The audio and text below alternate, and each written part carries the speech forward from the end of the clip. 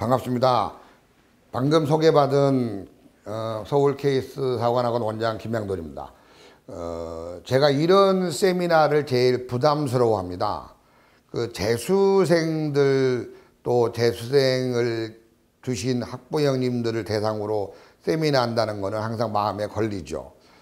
재수라는 게 없이 저절로 다 이렇게 그 대학에 가는 게 제일 행복하고 가정의 평화로운데, 이게 참 저도 자식을 키워봤지만 아주 고통스럽고 누구한테 말도 못하고 그렇습니다. 근데 이제 재수를 하게 되면 뭔가 이제 뭐 준비를 해야 되는데 뭐 어떻게 할 것인가 막막하지요. 또 어떤 학원에 보내야 될 것인가, 정말 이게 1년간 1년이 중요한데 어떻게 할 것인가, 그런 고민을 상당히 많이 하고 그런 전화를 무수히 많이 받습니다. 제가 올해 35년째니까 뭐 엄청나게 많은 세월을 이렇게 이제 보내왔고 이런 세미나를 하는데, 오늘은 아주 중요한 정보를 몇 가지를 알려드리겠습니다. 이 재수라는 게 잘만 이용하면 급도야 갈 수 있는 좋은 기회가 될 수 있습니다.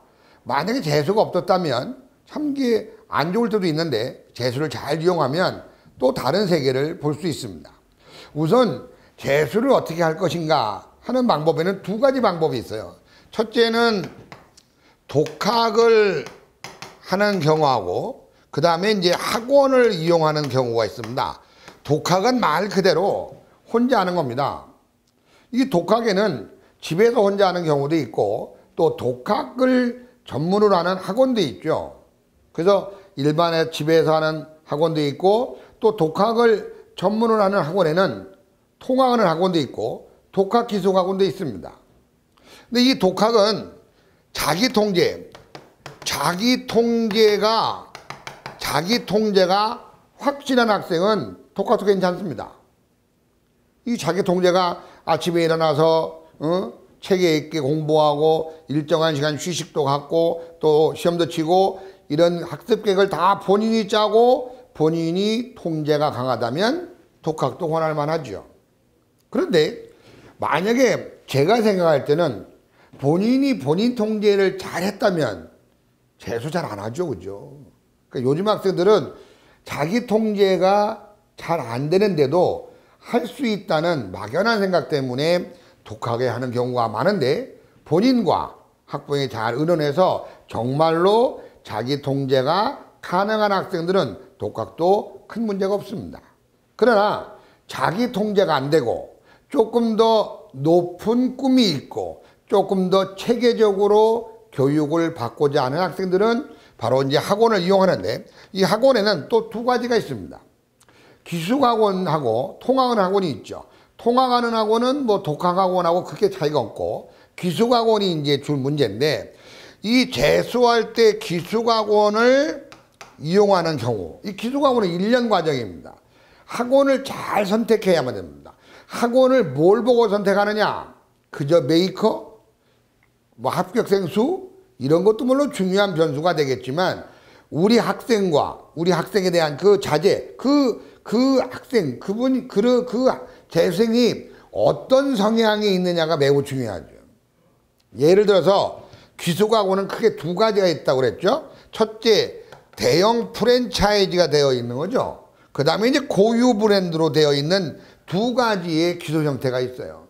이 프랜차이즈는 여러분도 아다시피 대부분 회사 형식으로 이루어져 가지고 규모가 좀 큽니다. 대규모죠. 학생 수가 작게는 1,300명, 많게는 뭐 700~800명씩 모집하는 그런 프랜차이즈가 있고, 고유 브랜드는 두 가지가 있어요.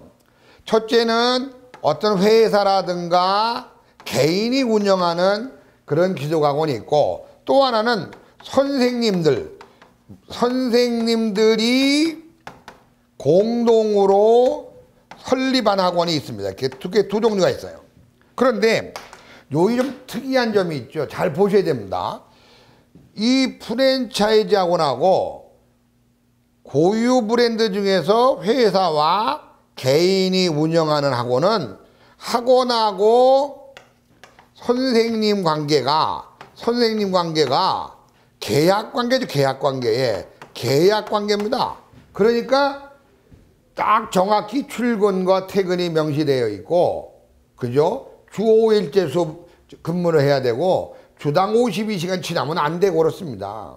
그러다 보니까 요렇게 되어 있는 학원은 선생님이 학생에게 전달하는 시간, 대면 접촉 시간이 아무래도 적겠죠. 여러분 학부모님들도 어디 회사에 근무하는데 내 근무 시간 외에 근무하기가 쉽지 않죠. 근데 요렇게 선생님들이 공동으로 설립한 기숙학원은 이게 다 주인이야. 선생님이 뭐냐? 학원의 주인이에요. 다 내 거야, 내 거. 그러니까 뭐 여러분도 자영업을 해보신 분은 잘 알겠지만 내 거를 위해서는 사력을 다하는 게 대한민국 사람들의 일반적인 심리예요. 회사에 소속되면 그 시간은 못하지만 내 거라면 일요일이건 토요일이건 근무하죠. 그러니까 이렇게 되어 있는 기숙학원은 아무래도 선생님이나 원장이 학생하고 대면 접촉하는 시간이 길겠지요. 자, 그렇다면 우리 아이는 혼자 잘해. 그냥 시스템만 갖춰놓으면 무한 경쟁을 통해서 잘할 수 있어. 그런 학생이라면 요런 규모의 요렇게 되어 있는 학원을 제가 권합니다. 우리 아이는 시스템만 짜주면 열심히 할 수 있고 또 학생 수가 많은 데서 한번 경쟁해봐서 그렇게 해서 성장할 수 있어. 이렇게 판단되면 이런 학원을 권합니다. 그런데 우리 아이는 조금 손을 좀 봐줘야 돼. 누가 관리 좀 해줘야 돼. 누가 좀 지원 좀 해줘야 돼. 누가 좀 관심을 표명해야 돼. 그래야 학생이 공부 잘한다면 이런 학원을 권하는 겁니다. 그러니까 이게 학원을 결정할 때 그저 메이커라든가 단순히 시설이라든가 사우나가 있냐 없냐 이런 거보다는 우리 아이가 어떤 기숙학원에 맞는가를 먼저 봐야 된다는 거죠. 이게 지금 우리 아이는 누군가 좀 잘 봐줘야 되고 관심을 표명해야 되고 지켜봐야 되고 그런 학생이라면 이런 데를 보내야 된다는 거예요. 이런 데를. 그러니까 막연하게 찾지 마시고 학원을 잘 상담하셔가지고 우리 아이하고 맞는 데를 찾아라 이거예요. 그 다음에 두 번째 이제 학원을 이제 선정할 때 구체적으로 이게 여러분이 재수학원을 결정한다는 거는 인생을 좌우하는 중요한 겁니다. 그렇기 때문에 잘 확인을 하셔야 돼요. 그냥 가서 원서 쓰라는 원서 쓰고 돈 내고 그러면 안 됩니다. 그러고 나서 안 되면 애만 잡지 마시고 잘 보셔야 돼요. 자, 그런데 그 다음에는 뭐로 이제 분석을 해야 되냐면 첫 번째는 제일 중요한 것 중에 하나죠. 질문.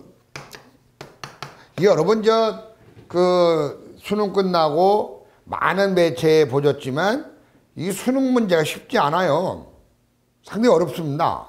그러면 수업 중에 수업을 진행했을 때 학생이 수업을 잘 이해 못하고 궁금하면 물어봐야 됩니다. 근데 선생님이 출퇴근제고 내 강의 시간만 끝나고 홀딱 가버린다면 그 질문이 안 되겠죠. 실제로 그런 학원도 있어요. 학생 수는 많고 선생님은 바쁘니까 질문을 추첨으로 내가 질문하겠다면 표를 써서 낸대요. 선생님이 추첨해서 추첨자만 질문하는 그런 학원도 있다는 거예요. 그러니까 질문이 잘할 수 있냐. 여러분 이것도 물어봐야 됩니다. 질문 잘할 수 있어요? 하고 진짜 그 학원에 가서 교무실에 한번 가보세요. 교무실에 가보시면 진짜 질문을 잘 돼 있는 학원들은요 선생님 의자 옆에 조그만 보조의자가 있어요. 신기하죠? 그런 학원 있습니다. 선생님 책상 의자가 있죠. 그 다음 옆에 조그만 포장마차에서 쓰는 조그만 동그란 의자가 있어요. 왜? 앉아서 편하게 질문하라 이거야. 그런 거를 다 확인하셔야 돼요. 그저 질문할 수 있습니다. 저는 되게 알고 있습니다. 거기에 그저 믿지 마시고 가보세요. 가봐서 아무 소리 없지. 교무실 가서 보시고 보면 그런 의자가 있는 학원은 무조건 질문 잘 되는 거죠. 왜? 벌써 마인드가 다르잖아요. 이게 중요한 거예요. 두 번째는요. 반편성. 반편성이 어떻게 되느냐 이거야. 반편성. 이게 국어 성적하고 영어 성적하고 수학 성적을 합해가지고 요거 가지고 그냥 뭐 서울대반, 연대반, 고대반 한다면 이건 반편성 아니죠. 예를 들어봐요. 국어는 좀 잘해. 영어는 좀 잘 못해. 수학은 많이 못해. 이런 학생을 반편성을 합산해서 한다면 이게 무슨 의미가 있어 이게? 의미가 없죠. 그럼 어떡하냐? 반편성은 무조건 과목별로 수준별로 되어 있는가? 이게 중요한 거죠. 우리 아이가 국어를 잘하면 1반이고 수학을 못하면 5반이고 영어는 중간이면 3반이고 이게 과목별 수준별 수업이에요. 이게 되어 있는 걸 확인하셔야 돼요. 이거를 그냥 서울대반, 연대반, 고대반, 의대반, 지대반 간판만 보지 마시고요. 그러니까 이거 과목별로 되어 있는 거야. 국어는 국어대로, 영어는 영어대로, 수학은 수학대로. 이게 중요한 거지. 그 다음에 또 확인해야 될 내용이 뭐냐. 세 번째죠. 수강인원 반마다 몇 명이 수업 듣느냐 이거예요. 이게 한 반에 한 3, 40명 수업 듣는다. 되겠어요? 또 과목마다 이렇게 똑같으면 안 될 거 아니에요. 그나마 국어하고 영어는 조금 그나마 부담이 덜하니까 좀 많아도 되고 수학은 다 어려워해. 이건 좀 작아야 돼요. 얼마 정도 되느냐. 국어 영어는 절대 20명이 넘으면 안 돼요. 제가 35년간 경험했는데 국어와 영어는 절대로 20명이 넘으면 들러리가 나와요. 들러리가. 수학은 15명 내외. 수학은 15명 내외가 넘으면 반드시 들러리가 나와요. 그 들러리가 여러분이 될 수 있고 여러분 자제분 될 수 있지. 그러니까 물어봐요. 국어 영어는 인원이 몇 명입니까? 20명입니다. 오케이. 수학은 몇 명이야? 15명 내외입니다. 오케이. 다 똑같은데요? 20, 30명? 그거는 전문가 집단이 아니에요. 그거를 여러분들이 아셔야 돼요. 그 다음에 휴가거든, 휴가. 이 휴가라고 하는 것은 기숙학원에 반드시 필요하죠? 합니다. 근데 4주에 한 번씩 2박 3일 내보내는 학원들이 많아요. 그러면 10개월 재수하면요. 30일, 한 달을 그냥 날려보내는 거예요. 돈은 다 내고. 그렇잖아요. 휴가 간다고 학원비 안 빼주거든요. 그러면 4주에 2박 3일 휴가를 간다면 10개월이면 한 달치 그냥 날아가는 거예요. 그런데 보내실 거예요? 그런데 보내놓고 성공을 원하세요? 그건 아니지 않습니까? 제일 좋은 건 뭐냐. 연간 10일, 연간 1년에 10개월 동안 열흘 정도만 쉬면 됩니다. 열흘 정도 쉬어야 목표는 대학을 갈 수 있어요. 문제는 뭐냐. 그런데 이 모든 거를 누가 책임지고 관리할 거냐. 누가? 원장이 책임져야 됩니다. 원장이 책임지고 관리해야 됩니다. 여러분 학원 선택할 학원 상담 가서 슬며시 보세요. 원장실이 어디 있는가. 원장실이 학생들하고 제일 많이 접할 수 있는 그 공간 한복판에 있는지 깊숙이 있는지 보세요. 학원을 결정할 때 중요합니다. 원장실이 학생들하고 항상 붙어있는 그 한복판에 있는지 깊숙한 데 있는 데를 보세요. 한복판에 있어야 원장이 책임지고 모든 것을 관리할 수 있습니다. 제가 오늘 여러 이렇게 좀 안 좋은 학부형들 모셔놓고 재수를 성공할 수 있는 그런 몇 가지를 말씀을 드렸습니다. 궁금한 거 있으면 저희 학원 홈페이지에 보시면 제 핸드폰 번호 나와 있습니다. 언제든지 질문하시면 답변 드리겠습니다. 이 모든 거를 체계 있게 가장 학생들하고 내가 밀접하게 제가 직접 상주합니다. 저는 학원에서 24시간 상주하고 학생들을 관리해요. 그런 거 하기 싫으면 기숙학원 원장하면 안 되죠. 기숙학원 원장하면서 학생하고 자는 걸 두려워하고 학원에 상주하는 걸 두려워한다면 기숙학원 원장 하지 마셔야죠. 저는 그렇습니다. 저는 제가 기숙학원 원장 한다면 나는 학생하고 상주하는 거나 그게 원칙인 거 봐요. 그래 떳떳하죠.